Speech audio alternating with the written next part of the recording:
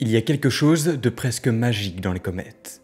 Depuis la nuit des temps, elles fascinent, elles intriguent. À une époque, elles faisaient peur. On les voyait surgir dans le ciel comme des messagères venues d'ailleurs. Des signes, des avertissements, des annonces de guerre, de peste ou de mort. En même temps, elles avaient quelque chose de particulier, une traînée lumineuse qui traverse lentement la voûte céleste. Mais aujourd'hui, on sait qu'elles ne sont pas là pour nous prévenir de quoi que ce soit. Elles ne sont pas là pour annoncer une catastrophe. Non, les comètes sont simplement des objets célestes, mais pas n'importe lesquels. Ce sont des vestiges, voire des restes de la naissance du système solaire. En gros, des morceaux très anciens, congelés dans le vide, qui n'ont presque pas changé depuis plus de 4 milliards d'années. Et c'est justement ça qui les rend si intéressantes. En les étudiant, on peut peut-être remonter le temps, parce que le système solaire était avant que les planètes, les lunes et tout le reste ne se forment. Ce sont des sortes de capsules temporelles naturelles. Et en plus, il y a un truc encore plus fascinant. Certaines théories disent que les comètes auraient peut-être joué un rôle dans l'apparition de la vie sur Terre. Peut-être qu'elles ont apporté une partie de l'eau des océans, et même certaines molécules organiques de base. Alors pas la vie directement, mais des ingrédients essentiels. Et si c'est vrai, alors ça voudrait dire que ces objets glacés, qu'on voit parfois passer dans le ciel comme une simple traînée blanche, auraient été à l'origine de tout ce qui vit ici. Et j'ai bien dit tout. Mais pour comprendre tout ça, il faut déjà savoir ce que c'est une comète. Parce que souvent, on confond. Une comète, un astéroïde, un météore, une météorite, on met tout ça dans le même sac. Alors qu'en fait, c'est pas du tout pareil. Une comète, c'est un objet qui vient de très loin. En général, du nuage de Oort ou de la ceinture de Kuiper, aux confins du système solaire. Mais de quoi est-elle composée? Alors ça, j'en parlerai un peu plus tard. Et quand cette comète s'approche du Soleil, la chaleur fait fondre cette glace. Elle se met à se vaporiser. Et c'est là qu'on voit apparaître la fameuse queue, ou même deux queues parfois. Une faite de gaz et l'autre de poussière. Ce phénomène, c'est ce qui rend les comètes aussi spectaculaires dans le ciel. Puis un astéroïde, c'est autre chose. C'est un objet rocheux ou métallique, souvent plus massif, mais qui ne contient pas de glace, ou alors très peu. Il reste solide et il ne fond pas en s'approchant du Soleil, donc pas de queue lumineuse. On en trouve plein dans la ceinture d'astéroïdes entre Mars et Jupiter, et certains peuvent même croiser la Terre.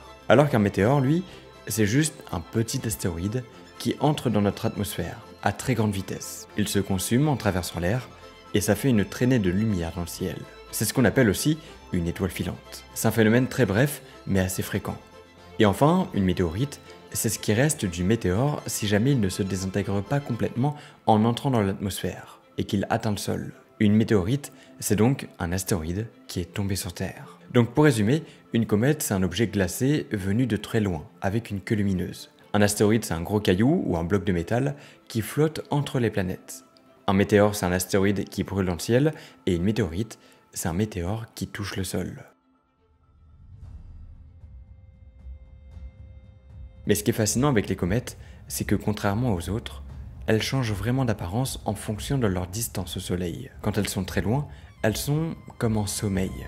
Mais dès qu'elles commencent à s'approcher, elles se réveillent. Elles deviennent actives. La chaleur du Soleil va interagir avec la comète pour y créer une ou deux queues. Mais l'effet visuel est gigantesque. On peut même suivre les comètes, les photographier, leur envoyer des sondes. C'est ce qu'a fait la mission Rosetta par exemple, qui a réussi à se poser sur la comète Chury. Une première dans l'histoire de l'exploration spatiale. On ne se contente plus de les observer, on va carrément à leur rencontre. Parce que ces objets-là contiennent des indices. Des réponses possibles sur les débuts de notre système, sur l'origine des planètes, sur la chimie primitive, et peut-être même sur la vie. Donc, non, les comètes ne sont pas juste de belles traînées dans le ciel. Ce sont des sources d'informations sur notre passé. Et ça, c'est que le début. Parce qu'en creusant un peu plus, on va voir que les comètes ont joué un rôle énorme, aussi bien dans la science que dans l'imaginaire. Et surtout, elles posent encore aujourd'hui des questions auxquelles on n'a pas toutes les réponses. Bonjour à tous et bienvenue dans cette toute nouvelle vidéo. Je suis super content de vous retrouver aujourd'hui. Aujourd'hui, on va parler des comètes, de la vie, de l'apparition de la vie sur Terre. Vous allez voir, il y a des choses intéressantes. Il y a quelques temps, je me suis posé une question.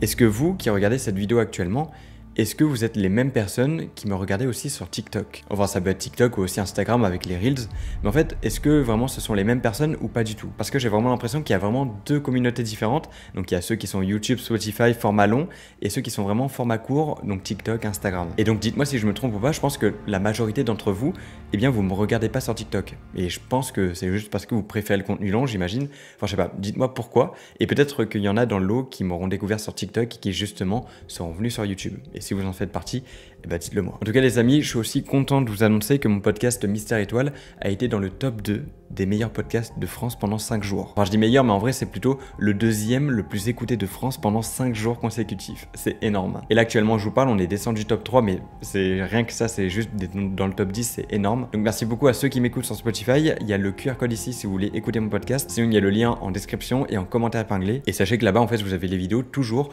un jour avant leur sortie officielle sur YouTube. Donc si vous voulez un petit peu d'avant-première, c'est gratuit. Et j'en profite aussi pour remercier les membres de la chaîne qui sont là depuis très longtemps déjà maintenant. Et vous êtes toujours de plus en plus nombreux à rejoindre la chaîne. Alors pour ceux qui connaissent pas, en gros, ça vous permet de bénéficier d'avantages exclusifs. Donc moi déjà, dans les commentaires, je peux vous voir beaucoup plus facilement et vous répondre beaucoup plus facilement. Mais vous pouvez aussi avoir accès aux vidéos en avant-première, donc parfois une semaine avant leur sortie officielle. Je vous mets le QR code ici si vous souhaitez rejoindre la chaîne. Sinon, il y a le lien en description aussi. Sur ce, je vous embête pas plus. N'oubliez pas de liker cette vidéo si ça vous enchante. Je sais que vous n'êtes pas tous à le faire. Mais voilà, petit rappel, ça fait pas de mal. Si jamais vraiment vous aimez cette vidéo, le faites pas si vous aimez pas.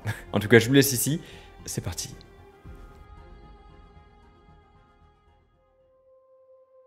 Alors maintenant qu'on a un peu posé le contexte, qu'on a vu ce que les comètes représentent, ce qu'elles évoquent dans l'histoire, on peut enfin se poser la vraie question. Mais qu'est-ce que c'est une comète? Littéralement, une comète c'est d'abord un noyau.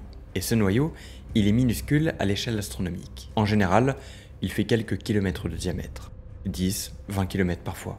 Autant dire, pas grand chose. Mais ce petit noyau-là, comme je l'ai dit plus tôt, c'est un concentré de matière vieille, de plus de 4 milliards d'années. Et sa particularité, c'est qu'il est fait principalement de glace et de poussière. Mais attention, on ne parle pas juste de glaçons. C'est un mélange assez complexe. On y trouve bien sûr de la glace d'eau, mais aussi des glaces beaucoup plus volatiles, comme du dioxyde de carbone, du méthane, de l'ammoniac, etc. Des molécules qui gèlent à des températures extrêmes, très loin de ce qu'on peut imaginer sur Terre. En plus de ça, le noyau est plein de grains de poussière, de roches et de composés organiques. C'est une espèce de boule de glace poreuse, criblée de cavités, de crevasses et de failles. Et là où ça devient intéressant, c'est quand cette comète, qui flotte tranquillement dans les régions glacées du système solaire, se met à s'approcher du Soleil. Et là, tout change. À mesure qu'elle se réchauffe, la glace commence à se sublimer. C'est-à-dire qu'elle passe directement de l'état solide à l'état gazeux. Et ce dégazage, il donne naissance à un petit nuage de vapeur et de cristaux autour de la comète. Et ça crée une sorte d'atmosphère temporelle autour du noyau. À cause du vent solaire, ce nuage est soufflé vers l'arrière, formant ce qu'on appelle la queue de la comète. En fait, comme on l'a dit, il y a même deux queues. La première qui est formée par le gaz ionisé, orienté directement à l'opposé du Soleil, à cause du champ magnétique transporté par le vent solaire. Et une deuxième, plus courbée, faite de poussière qui suivent une trajectoire un peu différente à cause de leur masse. C'est ça qu'on voit dans le ciel. Mais ce spectacle lumineux, c'est juste une réaction temporaire. C'est comme si la comète se réveillait juste le temps de son passage près du Soleil, avant de replonger dans l'obscurité pendant des décennies, voire des siècles. Maintenant, si on regarde d'où viennent ces objets, on découvre un truc encore plus fascinant. Les comètes sont souvent classées selon leur orbite. On distingue principalement deux grandes familles, les comètes de courte période et celles de longue période. Celles de courte période, elles reviennent régulièrement. Elles bouclent leur orbite autour du Soleil en moins de 200 ans. Elles viennent généralement de ce qu'on appelle la ceinture de Kuiper. C'est une sorte d'anneau géant situé au-delà de Neptune, rempli de petits corps glacés. La comète de Halley, par exemple, fait partie de cette famille-là. On sait qu'elle revient à peu près tous les 76 ans. C'est un peu comme un visiteur qu'on connaît plutôt bien, qui revient de temps en temps, toujours par surprise, mais plus ou moins à l'heure. Et puis, il y a les comètes de longue période. Celles-là, c'est une autre histoire. Leur orbite peut durer des milliers, voire des millions d'années. Elles viennent d'encore plus loin, d'un immense réservoir à comètes qu'on appelle le nuage de Oort. Mais ce nuage de Oort, on ne l'a jamais observé directement, mais on est quasiment sûr qu'il est là. Un genre de bulle sphérique qui entoure tout le système solaire, à des distances absolument vertigineuses. Ces comètes peuvent venir de n'importe quelle direction. Elles plongent depuis les confins de l'espace, attirées lentement par la gravité du Soleil, font un passage à travers le système solaire et repartent aussi vite, parfois pour ne plus jamais revenir.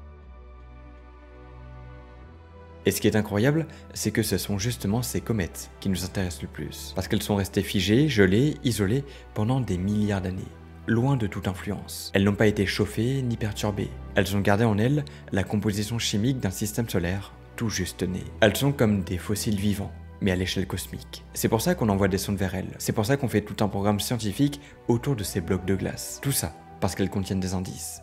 Des indices sur la composition de la nébuleuse qui a donné naissance au Soleil et aux planètes. En analysant les gaz qui s'échappent, en regardant les isotopes, les molécules organiques, on peut remonter à l'enfance du système solaire, et même au-delà. Parce que certaines molécules détectées dans les comètes sont organiques. Ce sont des briques de la vie. Pas des êtres vivants évidemment, mais des chaînes carbonées complexes, des acides aminés parfois. Et si ces molécules sont présentes dans les comètes, alors il est possible qu'elles aient été déposées sur Terre il y a des milliards d'années, lors de grands bombardements. C'est possible que la chimie de la vie ait eu un petit coup de pouce venu du ciel, que notre origine biologique ait un lien direct avec des objets qui errent encore aujourd'hui dans l'espace. Et même si ce scénario ne s'était pas produit, l'étude des comètes reste très importante puisque tout ce qu'on voit dans le système solaire aujourd'hui, les planètes, les lunes, les astéroïdes, eh bien tout ça, ça a changé. Tout ça a évolué, a fondu ou a subi des collisions. Alors que les comètes, elles, eh bien elles sont restées à l'état brut. Elles n'ont pas eu le temps de se transformer. Et donc quand on regarde une comète, on ne regarde pas juste un truc qui brille dans le ciel. Des scientifiques viennent de faire une découverte inattendue sur ces objets fascinants. À des milliards de kilomètres de la Terre, c'est là qu'on a repéré une comète. Mais pas une comète comme les autres. Une géante. Un monstre de glace perdu dans l'obscurité. C'est 2014 UN 271, aussi appelée Bernardinelli Bernstein. Et cette comète, elle vient de loin, de très loin. Elle vient du nuage de Oort, ce nuage immense qui entoure notre système solaire. Peuplées de milliards de corps gelés, ces comètes en sont des vestiges, des morceaux intacts de la formation du système solaire, des capsules temporelles figées, datant d'il y a 4,6 milliards d'années. Et c'est pour ça qu'on les étudie, parce qu'elles sont les archives du passé. Et cette comète-là, elle a surpris tout le monde. Alors pas pour sa taille, ni même sa provenance, non. Ce qui a surpris les astronomes, c'est ce qu'elle fait. À une distance où rien ne devrait bouger, à plus de 16 fois la distance Terre-Soleil, bien au-delà de Saturne, elle est active. Grâce au télescope ALMA, installé dans le désert chilien, que j'avais d'ailleurs visité une fois pour un documentaire, il est juste ici, les scientifiques ont observé quelque chose d'inattendu. Des émissions moléculaires. Alors pourquoi une comète si éloignée montre-t-elle déjà des signes d'activité? Qu'est-ce qui la réchauffe? Qu'est-ce qui se passe dans son noyau pour provoquer ce dégazage? Et surtout, qu'est-ce que ça peut nous apprendre sur ces mondes oubliés du nuage de Oort? Ou alors même sur la chimie primitive de notre système solaire? Ou sur nous-mêmes? En fait, faut bien comprendre que quand on regarde une comète, ce qu'on voit, c'est un message. Du moins, c'est ce que font les scientifiques en essayant de décoder les informations apportées par les comètes. Un message qui a mis des milliards d'années à nous parvenir. On parle d'un temps où la Terre n'existait même pas, où aucune planète n'était encore là. Juste un immense nuage de gaz et de poussière, en train de s'effondrer lentement sur lui-même, avec des coins tranquilles d'une galaxie jeune. Et au cœur de ce nuage, il y avait déjà des ingrédients de notre futur. Le carbone, l'eau, l'azote, le fer. Les molécules simples qui, plus tard, allaient former les différentes roches, minéraux, les océans, l'air. Mais au départ, tout ça, s'était éparpillé, désorganisé. Et pour que ça devienne un système planétaire, il a fallu que des choses se rassemblent, que des blocs se forment et que la gravité fasse son boulot. Et parmi les premiers objets à émerger de ce chaos, il y avait les comètes. Pas encore celles qu'on connaît aujourd'hui, pas avec une aussi belle queue lumineuse, juste des petites boules froides en train de se figer dans les régions extrêmes du disque. Et ces objets-là, ils n'ont jamais vraiment participé à la suite de la construction. Ils sont restés de côté. Trop loin pour former une planète, trop dispersés pour fusionner. Mais c'est justement pour ça qu'ils sont si précieux. Comme on l'a dit, ils ont été mis de côté. Et donc, ils ont tout gardé. Ce sont les témoins de l'époque où tout commençait. Et quand on les étudie aujourd'hui, c'est comme si on ouvrait un coffre scellé. Un coffre qui contient les archives d'une époque révolue. On y trouve les minéraux bruts, les molécules d'origine, la température, la densité et même les signatures chimiques laissées par les toutes premières réactions dans la nébuleuse solaire. Et ce rôle de témoin, il ne s'arrête pas là. Il y a des périodes, notamment au début de l'histoire de la Terre, où elles ont foncé vers l'intérieur du système solaire. Des dizaines, des centaines, peut-être même des milliers de comètes qui ont percuté la Terre, la Lune, Mars et tout ce qui traînait sur leur route. On appelle ça le grand bombardement tardif. Une époque chaotique où la Terre, encore chaude, encore instable, s'est prise une pluie d'objets glacés. Mais ce n'est pas juste une anecdote. C'est peut-être un des tournants les plus importants de notre histoire. Parce que dans ces comètes, il y avait de l'eau. Beaucoup d'eau. Et sur une planète comme la nôtre, encore sèche à ce moment-là, cette eau a pu s'accumuler, s'évaporer, puis retomber sous forme de cycle. Et peu à peu, ça a formé les premiers océans. Alors évidemment, il n'y avait pas que les comètes. Les astéroïdes riches en eau ont peut-être aussi joué un rôle. Mais ce qui est sûr, c'est que les comètes ont participé. Elles ont transporté l'eau à travers le système solaire. Et pas seulement de l'eau. Elles ont aussi apporté des molécules organiques, des éléments à base de carbone, des briques de chimie simples mais prometteuses. Et là, on touche un point essentiel. Parce qu'il ne s'agit pas de juste comprendre d'où vient notre eau. Il s'agit de comprendre si les comètes ont aussi apporté des éléments de la vie. Alors pas la vie elle-même évidemment, pas des bactéries enfermées dans un glaçon spatial, mais des choses comme des acides aminés, des bases azotées, des molécules qui, une fois déposées sur Terre, ont pu se combiner, interagir, évoluer, jusqu'à produire beaucoup plus tard les premières formes de vie. En gros, si les comètes ont apporté les briques essentielles à la vie. C'est pour ça que les missions spatiales vers les comètes sont si importantes. C'est pour ça qu'on a envoyé la sonde Rosetta ou que Stardust a ramené des échantillons. Parce que ces cailloux glacés, en vérité, ce sont des porteurs d'informations. Et si on les analyse bien, si on comprend exactement ce qu'ils transportent, on peut reconstituer l'histoire. On peut refaire le film de la formation du système solaire. On peut savoir ce qu'il y avait à l'origine, comment ça s'est réparti, et surtout, pourquoi ici, sur Terre, quelque chose d'aussi improbable que la vie a pu émerger.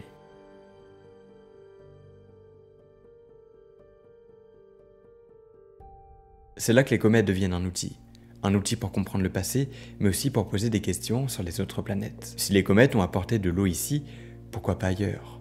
Si elles ont dispersé des molécules organiques un peu partout, alors peut-être que Mars, Europe, Encelade ont elles aussi reçu leur part. Et ça, eh bien ça change tout. Parce que ça veut dire que la chimie de la vie n'est peut-être pas un miracle isolé. C'est peut-être un processus naturel, banal, reproductible. Un truc qui peut arriver dès qu'on a de la roche, de l'eau et un peu de temps. Alors oui, une comète qui passe dans le ciel, ça fait rêver. Mais une comète, c'est un élément qui est chargé d'histoire, d'astronomie, de chimie et aussi de biologie. Avec elle, on peut remonter à une époque où rien n'était encore écrit, où tout était à l'état de poussière, de glace et potentiel. Et à chaque fois qu'on croise une comète aujourd'hui, on a une chance unique de pouvoir en apprendre un peu plus sur le passé. Alors les comètes, ça fait longtemps qu'on les observe, mais depuis quelques décennies, on a décidé de le faire d'un peu plus près. C'est là qu'entre en scène l'une des plus grandes missions de l'histoire spatiale européenne, Rosetta. Lancée en 2004, elle est restée pendant plus de 10 ans sur les traces d'un monstre minuscule, mais porteur de secrets immenses. La comète 67P Churyumov-Gerasimenko, ou plus précisément, Chury. À plus de 265 millions de kilomètres de la Terre, Rosetta l'a étudiée sous toutes ses coutures. Elle a détecté des molécules organiques complexes. Elle a aussi détecté des jets de gaz localisés et même des formes étranges sur sa surface, comme des falaises, des fissures, des terrains actifs. Chury n'était pas une simple boule de roche et de neige. C'était un monde dynamique, changeant, sculpté par le temps. Puis, il y a eu Deep Impact, en 2005.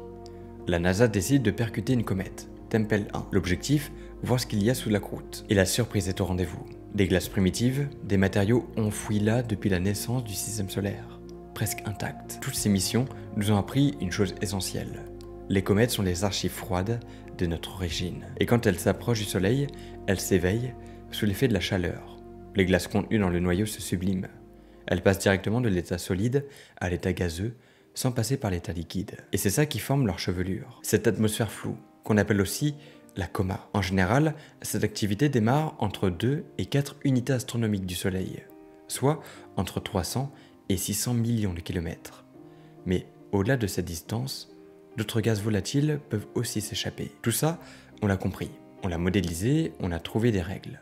Mais il y a des exceptions, toujours. C'est là que revient C2014 UN 271, autrement dit la comète Bernardinelli-Bernstein. Elle respecte pas les règles. Elle est active alors qu'elle est encore à plus de 16 unités astronomiques du Soleil. bien trop loin pour que la chaleur puisse provoquer une activité normale. Et pourtant, elle dégage du gaz. Pourquoi? On ne sait pas. Peut-être que ces glaces sont différentes. Peut-être qu'il se passe quelque chose en profondeur, qu'on ne comprend pas encore. Et c'est pas tout. Grâce à des télescopes comme ALMA ou James Webb, on découvre que les comètes sont aussi chimiquement variées. Certaines portent des molécules organiques complexes, peut-être même les briques de la vie. D'autres semblent s'être formées dans les régions très éloignées les unes des autres, comme si le système solaire, à sa naissance, avait été beaucoup plus chaotique, plus mélangé, plus vivant qu'on l'imaginait. Alors cette comète, C2014 UN-271, nous interroge. Elle nous bouscule, elle remet en cause ce qu'on croyait savoir. Pourquoi certaines comètes s'activent si loin du Soleil?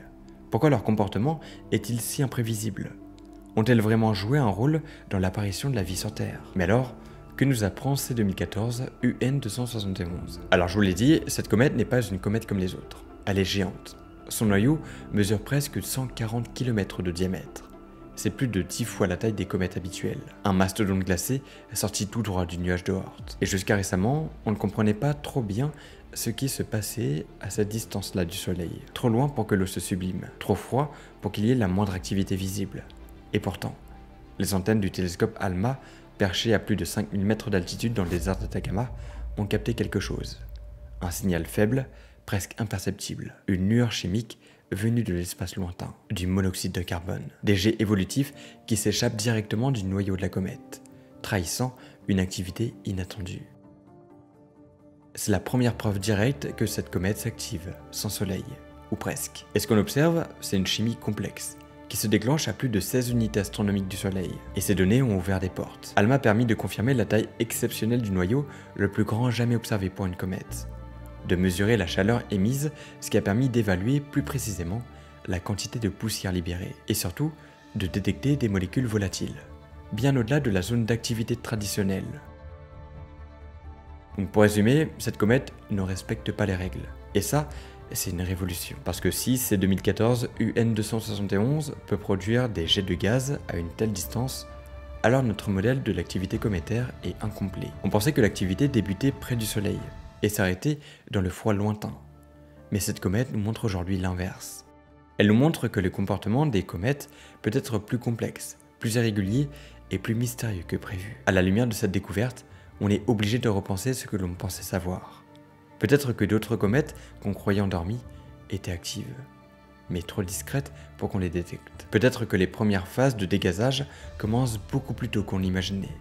Et surtout, peut-être que les comètes sont les témoins d'une chimie plus variée et plus essentielle à notre histoire que ce que l'on pensait. Parce que si ces comètes des confins transportent des molécules organiques complexes, si elles sont capables d'être actives très loin, alors elles ont peut-être joué un rôle fondamental dans l'enrichissement chimique du système solaire. À mesure que C2014 UN-271 se rapproche lentement du Soleil, les scientifiques s'attendent à ce que de nouveaux gaz gelés s'évaporent. Et parce que cette comète porte en elle l'histoire du système solaire primitif. Et plus elle s'éveille, et plus on pourra en apprendre. Elle pourrait nous aider à répondre à des questions qu'on se pose toujours.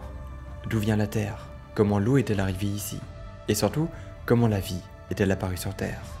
Mais UN-271 n'est qu'un début. En 2029, l'ESA prévoit de lancer une mission ambitieuse, Comet Interceptor. 3 sondes lancées vers l'inconnu pour intercepter une comète faisant de sa première entrée dans le système solaire interne. Un objet qui n'a jamais été influencé par le Soleil, un vestige brut, intact, témoin d'un autre temps.